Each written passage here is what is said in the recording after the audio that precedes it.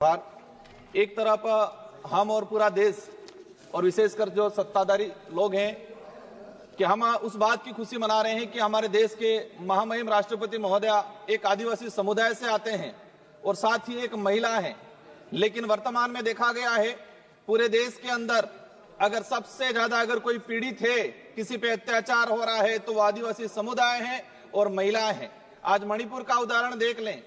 हम ये कह रहे हैं कि हमारे देश की महामहिम, हमें भी खुशी है, लेकिन एक तरफ तकलीफ है इस बात की कि देश के अंदर आदिवासी समुदाय के साथ सबसे ज्यादा अत्याचार हो रहा है और महिलाओं के साथ सबसे ज्यादा अत्याचार हो रहा है। इसका ताजा उदाहरण मणिपुर का देख लो, राजस्थान, मध्य प्रदेश, छत्तीसगढ़ के अंदर देख लो। विकास के नाम से आदिवासियों को विस्थापित किया जा रहा है। एक दौर था आजादी के बाद इस देश की आम जनता ने, गरीब ने, आदिवासी ने ये सांस ली थी कि हम अच्छे दिन आएंगे, उज्जवल भविष्य होगा।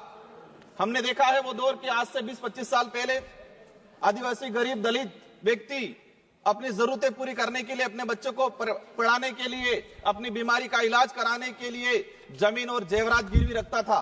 लेकिन आज देखा गया है, आज से 20 साल पहले जमीन और जेवरात गिरवी रखता था और आज इतना मजबूर हो गया है कि कई इलाके के अंदर यह देखा गया है कि आदिवासी समुदाय अपने बहन बेटियां या अपने छोटे बच्चे को गिरवी रख रहा है। आज कुछ हमारे डबल इंजन की सरकार है, राजस्थान के अंदर कोटड़ा में आए दिन घटनाक्रम हो रहे हैं कि आदिवासी समुदाय के ऐसे हालात हो गए हैं, इन पहाड़ों के अंदर सरकार की योजना कागजों में रहती है, धरातल पर नहीं पहुंच पाती है। और कई ऐसी घटना सामने आई है कि इन परिवारों ने बच्चों को गिरवी रखा है, नाबालिग बच्चों को गिरवी रखा है गुजरात के अंदर, कई इलाके के अंदर। ये छोटा मोटा आंकड़ा नहीं है, ये आंकड़ा सैकड़ों में आया हुआ है और हम बड़ी बड़ी बातें कर रहे हैं। महामहिम सभापति महोदय, आज ये देखा गया है कि हम आत्मनिर्भर की बात कर रहे हैं।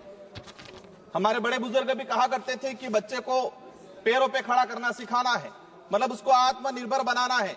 लेकिन आज देखा गया है कि देश की आम जनता आत्मनिर्भर कम होती जा रही है और किसी न किसी ऐसे माहौल बना दिया गया है कि वो हर किसी पे निर्भर होता जा रहा है। और विशेषकर देखा गया है आदिवासी, दलित या पिछड़ा वर्ग।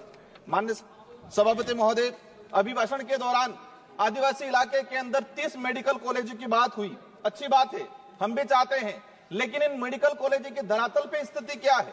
कई ऐसे केस आए हैं, एक डिलीवरी महिला उस मेडिकल कॉलेज में जा रही है, सोनोग्राफी के लिए चिट्ठी लिखवा रही है और उसका नंबर आ रहा है 1 महीने बाद, तब तक तो बच्चा पैदा हो रहा है और बच्चे का नामकरण भी हो रहा है, तब तक नंबर आ रहा है। कई ऐसे केस आए, हमारे डूंगरपुर का केस आया था कुछ समय पहले, जब व्यक्ति गया इलाज के लिए, उसका नंबर आया 1 महीने बाद और तब तक उसका अंतिम संस्कार हो गया था।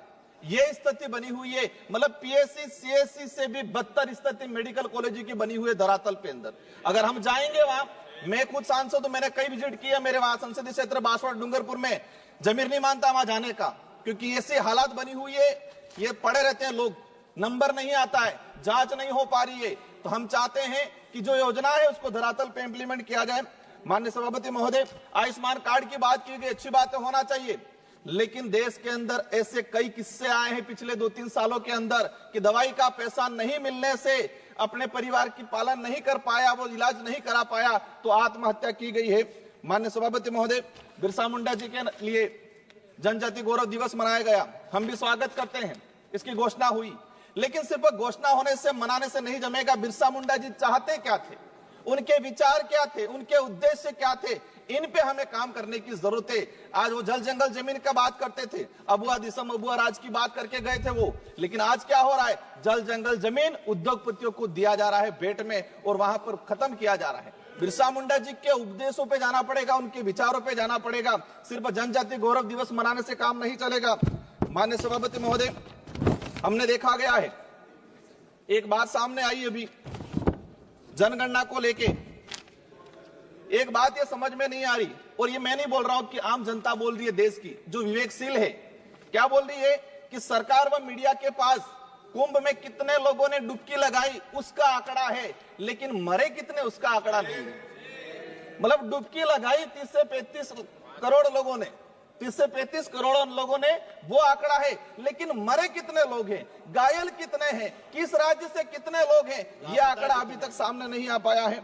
माननीय सभापति महोदय, जल जीवन मिशन की बात हुई, जल जीवन मिशन से हमें भी लगा लेकिन मैंने इसी सदन में क्वेश्चन लगा के निकलवाया है कि आदिवासी बाहुल्य क्षेत्र के अंदर, मैं मेरे संसदीय क्षेत्र की बात करूं, जल जीवन मिशन में हमारा जो जैसे जिला आता है प्रतापगढ़ 30% उपलब्धियां प्राप्त हुई, उदयपुर में 31%, डूंगरपुर के अंदर 27% और बांसवाड़ा में 24%, मतलब 24% घरों तक नल पहुंचाने के लिए अभी तक टारगेट ट्राइबल इलाके के अंदर हुआ है, वो भी कागजों में, लेकिन धरातल पे स्थिति कुछ और है। माननीय सभापति महोदय, हमारा वहां पर करना बैक वाटर सरकार में हमने सेंक्शन कराया था, लेकिन उसका आज तक वर्क ऑर्डर नहीं किया। अंत में एक लाइन, एक मिनट का असर रहा है। आज देखा गया है ये देश तब महत्वपूर्ण या तब मजबूत रहेगा जब इस देश के अंदर रहने वाला प्रत्येक धर्म, प्रत्येक जाति के अंदर भाईचारा रहेगा। राजस्थान के अंदर धर्मांतरण को लेके एक विधेयक आया, हम चाहते हैं शांति से रहना चाहते हैं, हम नहीं चाहते कि आदिवासी को आदिवासी से लड़ाया जाए। नहीं बोलना चाहते ओवैसी जी प्लीज, ओवैसी जी प्लीज। नहीं सर, नहीं ओवैसी जी प्लीज।